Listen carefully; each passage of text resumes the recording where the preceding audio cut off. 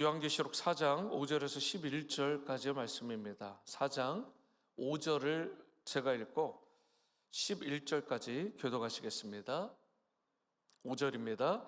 보좌로부터 번개와 음성과 우레소리가 나고 보좌 앞에 켠 등불 7이 있으니 이는 하나님의 7 영이라.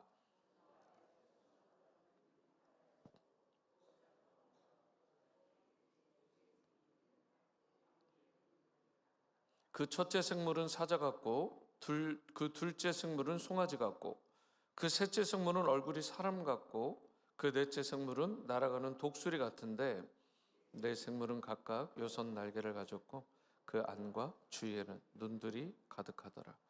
그들이 밤낮 쉬지 않고 이르기를 거룩하다 거룩하다 거룩하다 주 하나님 곧 전능하시니 전에도 계셨고 이제도 계시고 장차 오실 이시라 하고 그 생물들이 보좌에 앉으사 세세토록 살아계시는 이에게 영광과 존귀와 감사를 돌릴 때에 24장로들이 보좌에 앉으신 이 앞에 엎드려 세세토록 살아계시는 이에게 경배하고 자기의 관을 보좌 앞에 드리며 이르되 11절입니다. 우리 주 하나님이여 영광과 존귀와 권능을 받으시는 것이 합당하오니 주께서 만물을 지으신지라 만물이 주의 뜻대로 있었고 또 지으심을 받았나이다 하더라. 아멘. 아멘. 오늘 본문이 방금 전에 읽으시고 또 묵상하신 대로 요한계시록 4장 5절에서 11절까지 말씀인데요.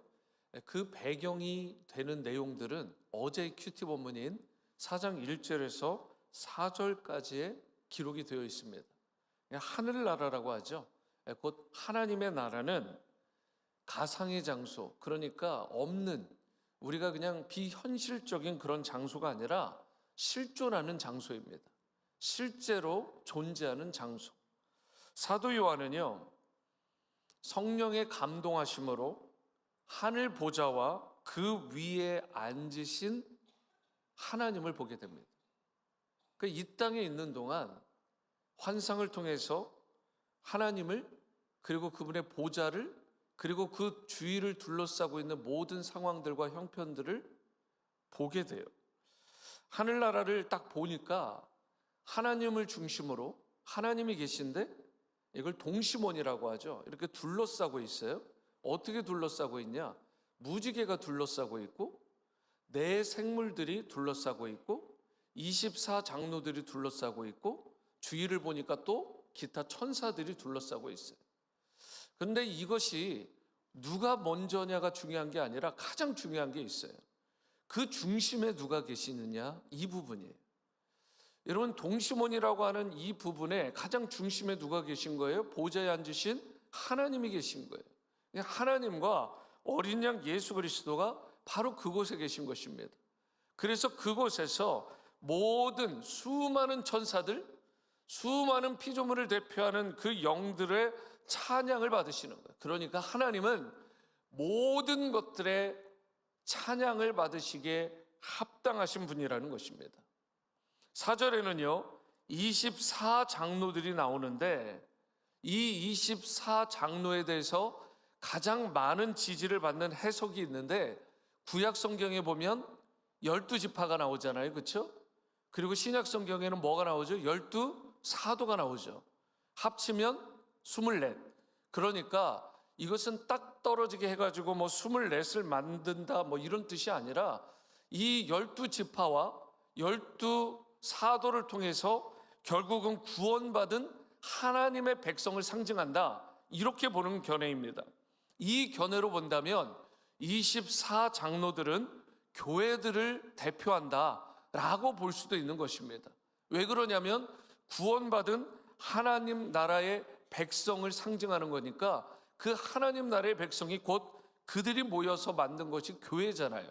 결국은 교회다, 이렇게 보여지는 것입니다.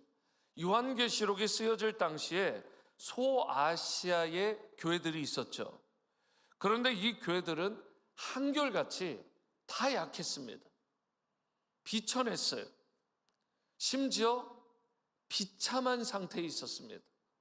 세상에서 종보다 못한 자들로 취급받기도 했고요. 심지어 범죄자 취급을 받았잖아요. 한 게 없어요. 그냥 잘 하나님을 경외하고 세상에서 의롭게 살았을 뿐인데 범죄자 취급을 받았다고요. 이거 얼마나 억울합니까? 그런데요, 그렇게 약하게 보이고 비천해 보였던 교회들인데 하늘에서 딱 보니까 하나님의 편에서 평가하는 그 평가를 보니까 그들에게 승리의 금관을 씌워주셨고, 그리고 왕이 있는 그 보좌에 그 주위에 두르는 특별한 좌석에 그들을 세워주는 놀라운 은혜를 받고 있는 것을 이 요한이 환상을 통해 보게 된 것입니다.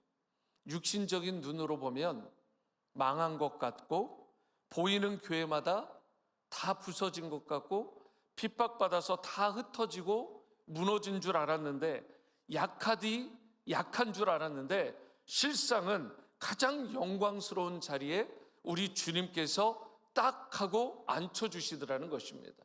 그게 교회의 위치고 교회된 성도된 여러분과 저의 위치가 되는 줄로 믿으시기 바랍니다. 사랑하는 여러분, 믿는 성도들은 잠깐 동안은 세상에서 이런저런 괄시 천대를 받을지 몰라요.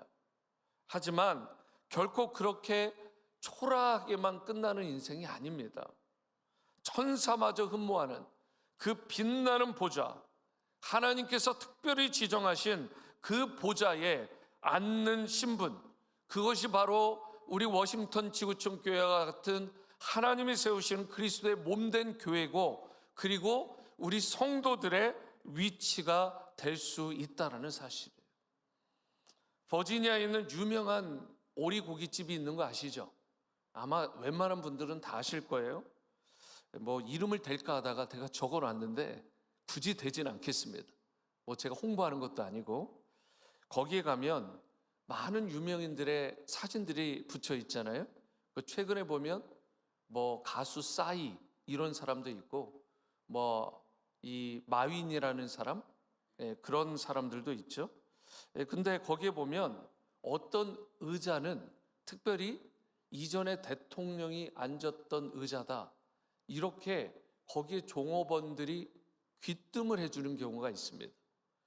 그러니까 특별히 그렇다고 해가지고 그 자리에 앉으면 오리고기가 더 나오냐? 그렇지는 않아요. 중국 요리가 그럼 더 맛있게 잘 나오냐? 그 자리에 앉는다는 것만으로 그렇지도 않아요.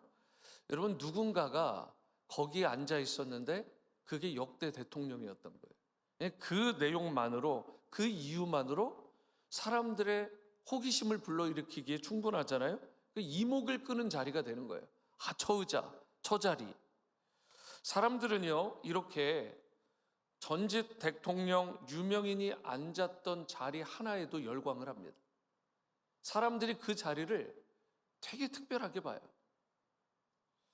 여러분, 하물며 온 우주의 창조자가 되시고 또 이 땅을 다스리시고 역사의 주권자요 주관자가 되시고 장차 오실 바로 그리스도, 그 모든 것들을 통해서 심판하실 그 권세를 가지신 그 하나님과 어린 양 예수 그리스도가 앉으신 그 보좌, 그리고 하나님께서 특별히 마련해 주신, 특별히 지정해 주신 교회와 성도를 위한 그 보좌, 이 보좌는 여러분 얼마나 영예스러운 거예요. 얼마나 영광스러운 것입니까? 그런데 우리는 그것을 보는 눈이 잘 띄어져 있냐는 것이죠. 요한계시록을 통해서 하나님께서 앉으신 보좌가 나오고 그 주위에 둘러서 하나님의 그 모든 것들을 잘 감당한 끝까지 인내한 교회와 성도들을 향한 특별한 그 보좌, 그 좌석이 있는데, 여러분 그게 진짜 아니겠어요? 그 뭐 역대 대통령이 좀 앉았다고, 유명한 연예인이 앉았다고 그렇게 우리가 막 소위 호들갑을 떨 이유가 없습니다. 그게 뭐 대단해요. 여러분, 그렇기 때문에 하나님 보좌에 여러분과 저의 시선이 집중될 수 있게 되기를 바랍니다. 하나님께서 베푸실 교회와 성도를 향한 그 영광스러운 보좌를 여러분과 제가 진정으로 사모할 수 있게 되기를 바랍니다. 누군가가 앉았던, 인간 피조물이 앉았던 그 자리를 사모하는 것이 아니라 하나님께서 여러분과 저를 위해 마련해 주실 그 하늘 보좌를 사모하는 그러한 인생들로 여러분과 제가 설 수 있게 되기를 바랍니다. 그러할 때 하나님의 그 하늘 보좌로부터 흘러나오는 하늘 권세, 하늘 능력으로 말미암아 여러분과 제가 혹 이해할 수 없는 고난과 시련과 역경을 당하더라도 그것을 넉넉히 이겨내는 그러한 성도로 세워지게 될 줄로 믿습니다. 6절 말씀을 보시면 보좌 앞에 수정과 같은 유리바다가 있고요, 보좌 가운데와 보좌 주위에 네 생물이 있는데 앞뒤에 눈들이 가득하다라고 이야기를 하고 있습니다. 하나님의 보좌 주위에는 앞뒤에 눈이 가득한 네 생물이 있습니다. 그 네 생물을 다시 보시면 사자 같고요, 송아지 같고요, 사람 같고요, 독수리 같아요.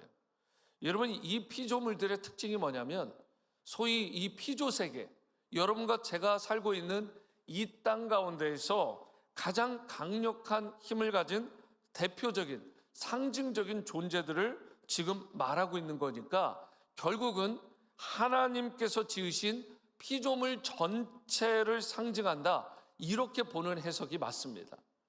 여러분, 그런데 이 네 생물은 쉬지 않고 하는 게 있어요. 그게 뭐죠? 하나님은 거룩하다, 거룩하다, 거룩하다라고 찬양하는 것입니다.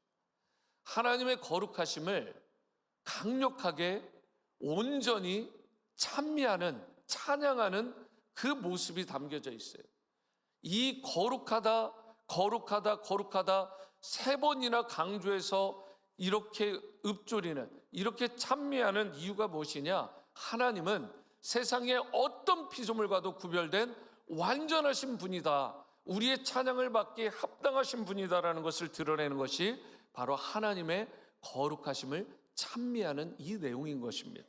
네 생물의 찬양과 함께 24장로들이 하나님 앞에 엎드려서 하나님을 경배를 합니다. 하나님은요, 이러한 자들의 찬양을 받으시는데 어떻게 하느냐? 입술로만 찬양하지 않아요. 하나님의 권위에, 하나님의 성품에 절대적으로 순종하고 그것을 인정하면서 그 하나님을 찬미하며 경배하는 것입니다.